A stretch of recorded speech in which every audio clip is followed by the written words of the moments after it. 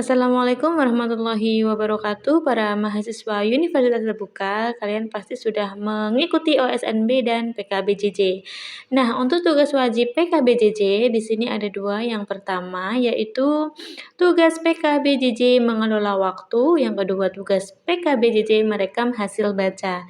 Nah, di sini aku akan kasih contoh tugas PKBJJ.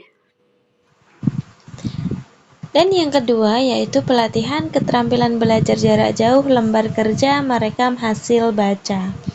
Nah, di sini ada nama sama NIM, ditulis sesuai nama sama NIM kalian.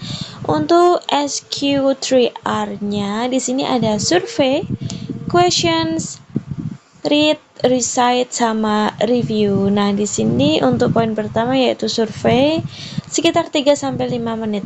Untuk judul BMP atau buku materi pokoknya di sini diambil pengantar akuntansi. Untuk nama penulis buku materi pokoknya di sini ada Dr. Andes Sugiarto, sama jumlah SKS untuk pengantar akuntansi itu ada 4 SKS.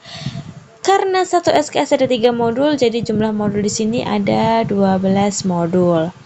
Untuk judul yang akan dibaca, nah ini untuk judul yang akan dibaca dari BMP pengantar akuntansi diambil yang judul Ruang Lingkup Akuntansi dengan jumlah halaman yaitu 45 halaman. Untuk judul-judul kegiatan belajar pada modul yang akan dibaca ini seperti yang tadi yang udah aku jelaskan di tugas 1 itu ada ke KB atau kegiatan belajar. Nah, di sini ada dua yaitu yang pertama prinsip-prinsip dan praktik-praktik akuntansi.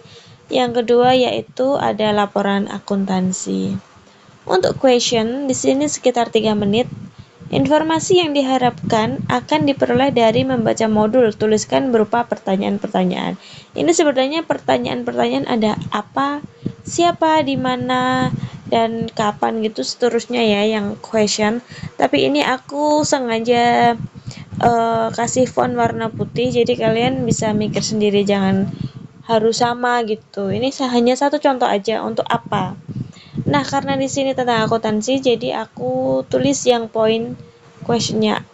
Ini kan informasi yang diharapkan dengan membaca modul. Jadi ini aku poin pertama, yaitu apa yang dimaksud dengan akuntansi. Nah, ini nanti bisa berlanjut di poin-poin berikutnya. Seperti ini kan tadi question, untuk di read-nya membaca keseluruhan isi modul dengan 1. Di sini ada menggarisbawahi kata atau kalimat penting untuk diingat atau dibahas.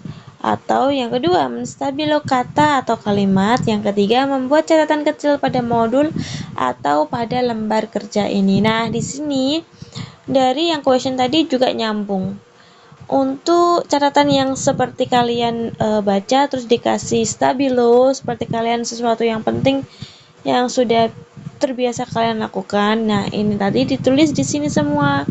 Ini nanti ditulis di sini ada beberapa poin. Ini sebenarnya banyak, tapi karena aku kasih font warna putih jadi nggak kelihatan. Untuk contoh saja, di sini akuntansi adalah proses pencatatan, pengukuran, dan penyampaian informasi ekonomi agar dapat dipakai sebagai dasar pengambilan keputusan. Nah, ini masih nyambung sama yang question di atas tadi. Ini tadi yang question karena informasi yang diharapkan dari yang diperoleh dari membaca modul. Yang di read ini termasuk juga hasil bacaan kalian. Yang poin-poin penting ditulis di sini. Apa kalian sudah paham? Kalau sudah, kita lanjut di recite-nya ini untuk sekitar waktu 5 menit. Ceritakan atau ungkapkan apa yang sudah dibaca secara lisan atau tertulis. Nah, ini juga masih nyambung dari yang atas tadi. Sebenarnya ada banyak, tapi ini aku yang ambil satu poin atasnya aja. Berdasarkan modul yang saya baca, karena ini recite, jadi kita menceritakan, yaitu berdasarkan modul yang sudah saya baca, pengertian akuntansi adalah sesuatu alat untuk menyampaikan informasi keuangan kepada pihak-pihak yang memerlukannya. Sebenarnya ini masih banyak. Terus nanti kalian coba baca dulu dan bisa tulis di sini. Karena ini tugas yang harus kalian kerjakan, jadi aku hanya memberi poin-poin penting dan intinya saja. Seperti itu rincian cara mengerjakannya. Untuk review, nah di sini untuk review sekitar 5 menit. Pertanyaan apa saja yang sudah terjawab? Nah, di sini aku tulis di sini. Ada pengertian akuntansi, pemakai akuntansi, peran profesi akuntan, laporan keuangan, dan macam-macam laporan keuangan. Ini tadi sebenarnya yang di atas itu isinya dari pengertian akuntansi, ada pemakai akuntansi, ada peran profesi akuntan, ada laporan keuangan, dan macam-macam laporan keuangan.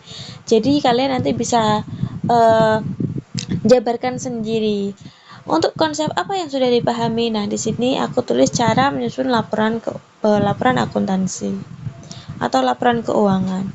Konsep apa yang belum dipahami? Di sini aku tulis konsep persamaan akuntansi.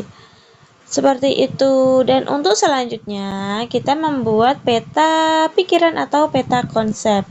Ini karena tadi kan harus nyambung dari yang kita isikan yang di atas. Ini modul 1 itu kan ruang lingkup akuntansi. Kita coba lihat kembali yang di sini. Nah, di sini kan ada judul modul dalam kurung yang akan dibaca, ini ruang lingkup akuntansi. Jadi, ini tuh masih nyambung ya dari yang satu tadi.